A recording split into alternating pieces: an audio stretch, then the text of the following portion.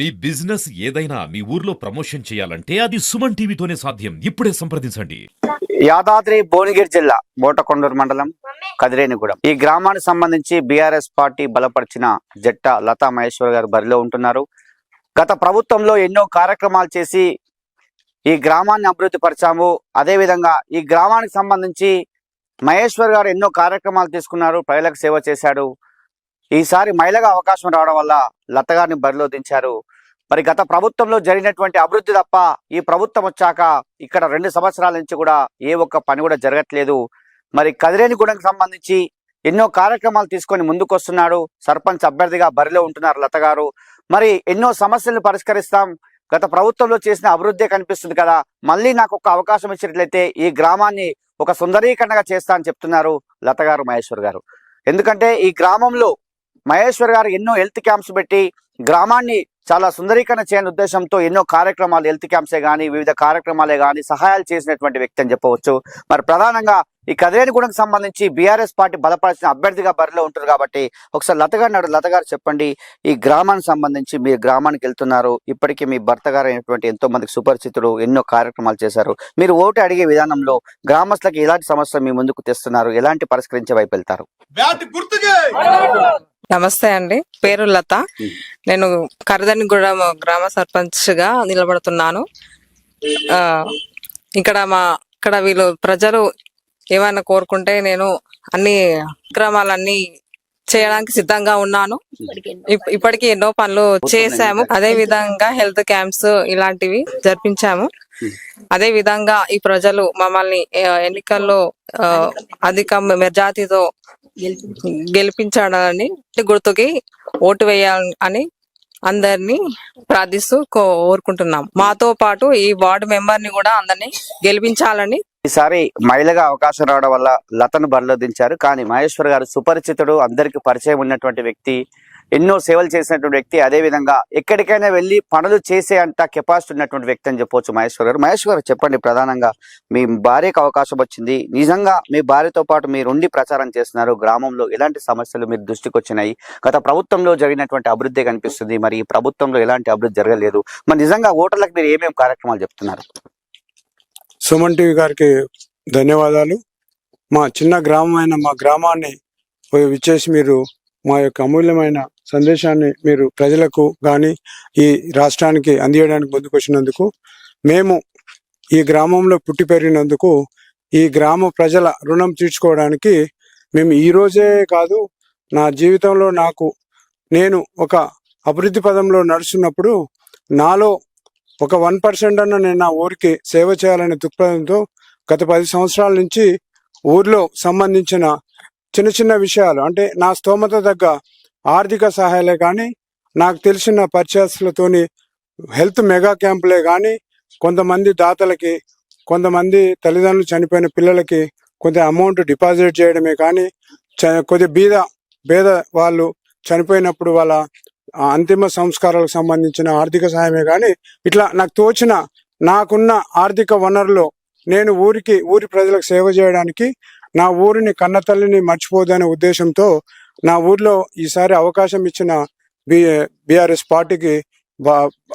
Party గ్రామ శాఖకు నేను ధన్యవాదాలు తెలుపుతూ, మా భార్య ఓసీ జనరల్ భార్యని నిలబెట్టి మేము గ్రామం అభివృద్ధి ధ్యేయంగా గ్రామాన్ని, చిన్న గ్రామం, ఈ ఊర్లో 415 ఓట్లు, ఈ గ్రామాన్ని మేము గ్రామ పంచాయతీగా చేసుకొని గ్రామాన్ని అభివృద్ధి చేయడానికి ముందుకు వచ్చాము. ఇందులో భాగంగానే గత 2 సంవత్సరాల నుంచి కాంగ్రెస్ ప్రభుత్వం వచ్చి ఫస్ట్ గవర్నమెంట్లో సీఎం రేవంత్ రెడ్డి గారు బడి లేని ఊరు ఉండొద్దనే నినాదం ఫస్ట్ స్పీచ్లో ఇచ్చారు. ఇంతవరకు 2 సంవత్సరాలైనా మా ఊరికి ఎమ్మెల్యే గారు కానీ ఎవరు కానీ ఇంతవరకు ఆ బడి అనేది నినాదం లేదు, ఆ బడి లేదు, మా ఊర్లో గుడి లేదు. కాబట్టి నా ఫస్ట్ మేనిఫెస్టో బీఆర్ఎస్ పార్టీ నుంచి బడి గుడి అనే కార్యక్రమం పెట్టుకున్నాను. ఈ బడి గుడి కార్యక్రమంలో నేను 100% నేను గెలిచిన నెల లోపలనే ఈ బడిని ఫస్ట్ ఓపెనింగ్ చేస్తాను. బడి తర్వాత గుడి గ్రామ ప్రజల ఏకైక తీర్మానంతో ఏ దేవుణ్ణి అయితే పెట్టాలనుకుంటున్నామో ఆ దేవుణ్ణి అందరి సహకారంతో పెద్ద దేవాలయం కట్టుకోవాలని ఒక నిర్ణయం. దీంతో పాటు ఇమీడియట్లీ మా మేనిఫెస్టోలో మేము విలేజ్ చిన్న విలేజ్ కాబట్టి సీసీ కెమెరాలతో శాంతి భద్రతలు ముఖ్యంగా ఇప్పుడు జరుగుతున్న ఈ విషయాలను దృష్టిలో పెట్టుకొని శాంతి భద్రతలకి ఊరంతా సీసీ కెమెరాలు పెట్టేసి ఇది అందరి ఆధీనంలో ఎక్కడ ఏముంది అనేది తెలుసుకోవడం కోసం. ఎందుకంటే మన ఊరంతా వ్యవసాయదార కుటుంబం కాబట్టి పొద్దున్న లేస్తే 9 గంటలు అయితే రైతులంతా బావులకాడి పొలాలకు వెళ్తారు. ఊర్లలో ఏం జరుగుతుందో తెలియదు, ఎవడొస్తుందో తెలియదు. అట్లా చాలా విషయాలు జరుగుతున్నాయి కాబట్టి దాని మీద ఫస్ట్ శ్రద్ధ చూపాను. అట్లాగే మా ఊరికి కొద్దిగా ఊరు సమస్య కూడా ఉన్నది. అట్లాగే మా ఊర్లో కంప్లీట్ గా ఉన్న రోడ్లన్నీ సీసీ రోడ్లతో నిండుకొని ఉన్నాయి. మా ఊరు దాంట్లో ప్రాబ్లం ఏం లేదు, కానీ కొద్దిగా వాటర్ ప్రాబ్లం ఉన్నది. అట్లాగే మా ఊర్లో గ్రామ పంచాయతీ భవనం కూడా శాంక్షన్ అయి ఉన్నది.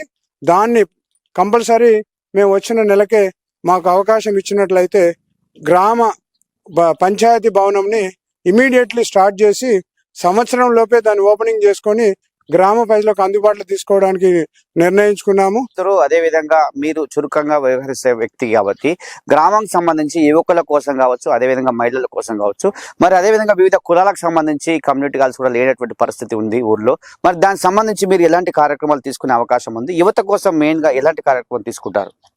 నేను యువత కోసం నా మేనిఫెస్టోలో డిజిటల్ లైబ్రరీ అనేది ఒకటి నినాదంతో యువతకు కూడా కూర్చోబెట్టి వాళ్ళకి చెప్పాను. డిజిటల్ లైబ్రరీ అంటే మనం ఒక వైఫై కనెక్షన్ పెట్టుకొని, ఒక టీవీ కనెక్షన్ పెట్టుకొని లోకంలో ఏం జరుగుతుంది, ప్రతి ఇంట్లో ప్రతి మనిషి అందుబాటులో విలేజ్ లో ఉండదు కాబట్టి కామన్ ఒక రూమ్ పెట్టుకొని, ఒక టీవీ పెట్టుకొని లైవ్ ఏం జరుగుతుంది, రాజకీయ విశ్లేషణ ఏంది, దేశంలో ఎటుపోతుంది, రాష్ట్రం ఎటుపోతుంది, ఏ ప్రభుత్వం ఏం చేస్తుంది, ప్రతి ప్రజలకు తెలవాలనే ఉద్దేశంతో ఒక కామన్ రూమ్ పెట్టేసి, టీవీని పెట్టేసి, వైఫై కనెక్షన్స్ పెట్టేసి పిల్లలకి, ఎందుకంటే ఎక్కడో గ్రామీణ ప్రాంతం కాబట్టి పట్టణాలకు వెళ్ళి చదువుకొని వస్తారు, వాళ్ళకి అందుబాటులో ఇంటర్నెట్ విలేజ్ లో సదుపాయం ఉండదు కాబట్టి నేను ఒక ఇంటర్నెట్ సదుపాయాన్ని వాళ్ళకి కల్పించి వాళ్ళకి అవసరమైన అప్డేట్స్ కోసము దాన్ని వినియోగించుకోవడానికి వాళ్ళకు దాన్ని చేస్తూ, రీడింగ్ రూమ్, ఎందుకంటే విలేజ్లలో ఉండే చిన్న చిన్న రూమ్లల్లో వాళ్ళు చదువుకునే వాళ్ళకు అభిరుచి ఉన్నా వాళ్ళు చదువుకోవడానికి డిస్టర్బెన్స్ ఉంటుంది కాబట్టి ఒక రీడింగ్ రూమ్ లాగా వాళ్ళకు ఒక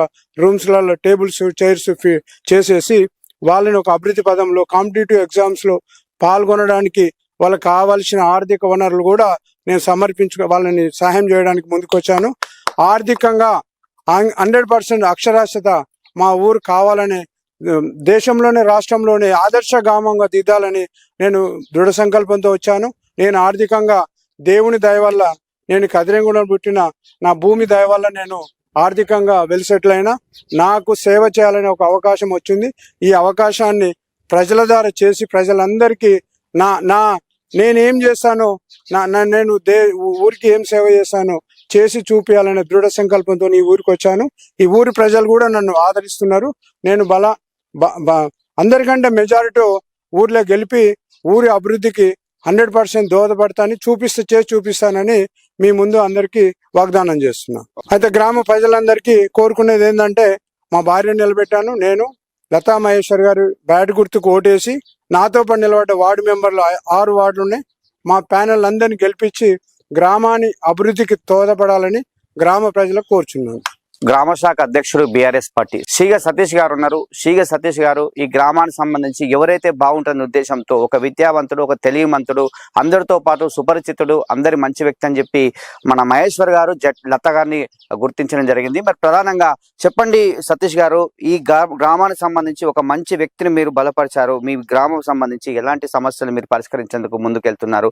వారితో పాటు మాట్లాడిన సందర్భంలో గ్రామానికి ఎలా సేవ చేయాలనుస్తున్నారు? మంచి సంకల్పంతో మంచి అభివృద్ధి చేస్తా అని పార్టీ సభ్యులందరితో ఆగ్వాదం ఇచ్చారు. మేము భారీ మెజార్టీతో జట్ట మహేష్ గారిని గెలిపిస్తాం. బీఆర్ఎస్ పార్టీ 10 సంవత్సరాల నుంచి గత డెవలప్మెంట్ బాగానే చేసింది. ఈ గత 2 ఏళ్ల నుంచి డెవలప్మెంట్ ఆగిపోయింది. మొత్తం ఇండ్లు ఇస్తానని టీఆర్ఎస్ పార్టీ వాళ్ళకి ఒక్కటి కూడా ఇల్లు ఇవ్వలేదు. మేము మహేష్ అన్న గారిని భారీ మెజార్టీతో గెలిపిస్తాం. ఈ కదిరేనిగూడాన్ని ఒక బంగారు కదిరేనిగూడెంగా మారుస్తాం. మోటకొండూరు మండలంలోనే ఒక ఆదర్శ గ్రామంగా మారుస్తాం. ఈ జిల్లాలో ఇప్పటికే ఎన్నో సేవలు చేశాను, ఎన్నో కార్యక్రమాలు చేశాను. ఎందుకంటే ఆర్థికంగా నేను ఉన్నప్పటికీ నా గ్రామానికి సేవ చేయడమే లక్ష్యంగా ముందుకొచ్చాను. ఖచ్చితంగా ఈసారి బీఆర్ఎస్ పార్టీ బలపరిచిన అభ్యర్థిగా బరిలో ఉంటున్న బ్యాట్ గుర్తుపై ఓటేసి నాకు అత్యధిక మెజార్టీ ఇచ్చి నన్ను గెలిపించినట్లయితే చిన్న గ్రామాన్ని చాలా అద్భుతంగా తీర్చిదిద్దుతా. ఇప్పటికీ ఒక గొప్ప విషయం చెప్పాడు. శాంతి భద్రతలు మంచిగా ఉండాలి, గ్రామంలో శాంతి భద్రత చాలా కీలకము. అలాంటిది సీసీ కెమెరాలు ఏర్పాటు చేసి శాంతి భద్రతను కాపాడుతాం. అదేవిధంగా బడి గుడి ఒక 2 లక్షలతో ముందుకొచ్చాడు మహేశ్వర్ గారు, చాలా గొప్ప విషయం అని చెప్పొచ్చు. మరి సుమన్ టీవీ కూడా కొన్ని అప్రిషియేట్ చేస్తుంది. దీనికి సంబంధించి బడి గుడి అదేవిధంగా ఈ శాంతి భద్రత సంబంధించి ఇవన్నీ కూడా ఎన్నో కార్యక్రమాలు ముందు మేనిఫెస్టోలో పెట్టుకొని చేస్తానంటున్నారు. ఈ కదిరేనిగూడాన్ని ఒక బంగారు కదిరేనిగూడగా మార్చడం కోసమే నేను గ్రామానికి వచ్చానంటున్నారు. ఈ గడ్డ మీద పుట్టినందుకు రుణం తీర్చుకుంటా, ఖచ్చితంగా సేవ చేస్తా అని చెప్పి జట్టా లతా మహేశ్వర్ గారు వచ్చారు. వాళ్ళ అమూల్యమైన ఓటు బ్యాటు గుర్తుపై ఓటేసి వారిని వారి వార్డు మెంబర్ని గెలిపించినైతే బంగారు కదిరేనిగూడగా మారుస్తా అని చెప్పి మనతో చెప్పారు. ఇది ఇక్కడ అరుణ్తో శరత్, కదిరేనిగూడ.